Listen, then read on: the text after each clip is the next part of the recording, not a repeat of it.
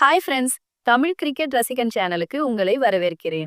இன்னைக்கு நம்ம பார்க்க போறது ஐபிஎல் சீசன்ல ஆர்சிபி அணிக்கு எதிரான மேட்ச்ல சிஎஸ்கே அணி ரொம்ப மோசமா தோத்துடுச்சு. இந்த மேட்ச்ல முதல்ல பேட்டிங் ஆடிய ஆர்சிபி அணி 20 ஓவர்ல 7 விக்கெட்டுகளை இழந்து 196 ரன்கள் குவிச்சிட்டாங்க. கேப்டன் ரஜத் பட்டிதார் 51 ரன்னும், கடைசி நேரத்துல வந்த டிம் டேவிட் 8 பந்துகளில் 22 ரன்னும் அடிச்சு அசத்துனாங்க. அதுக்கப்புறம் களமிறங்கிய சிஎஸ்கே அணி ஆரம்பத்திலிருந்தே சொதப்பல ஆட்டத்தையே வெளிப்படுத்தினாங்க.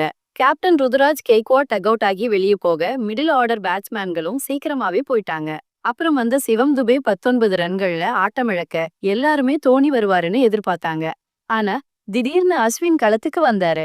அவரும் 8 பந்துகள்ல 11 ரன்கள்ல வெளியேற அதுக்கப்புறம் தான் தோனி வந்தாரு. வழக்கமா தோனி வரும்போது எழும் ஆரவாரம் இந்த முறை வரல. அப்போ ஆர்சிபி அணி சிஎஸ்கே ரசிகர்களை இன்னும் காயப்படுத்துற மாதிரி தோனிக்கு ஷார்ட் லெக் ஃபீல்டிங்க நிறுத்தினாங்க. லிவிங்ஸ்டன் பவுலிங்ல தோனியை வீழ்த்த ஷார்ட் லெக் ஃபீல்டிங்க ரஜத் பட்டிதார் நிறுத்தினாரு.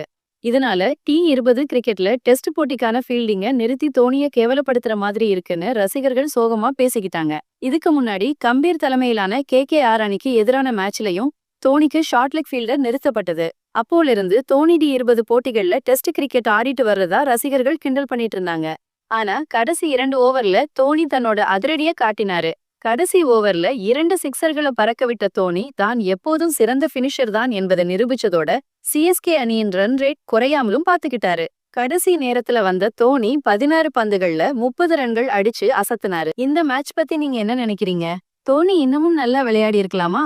கமெண்ட்ல சொல்லுங்க. இந்த வீடியோ உங்களுக்கு பிடிச்சிருந்தா லைக் பண்ணுங்க, சேனலை சப்ஸ்கிரைப் பண்ணுங்க.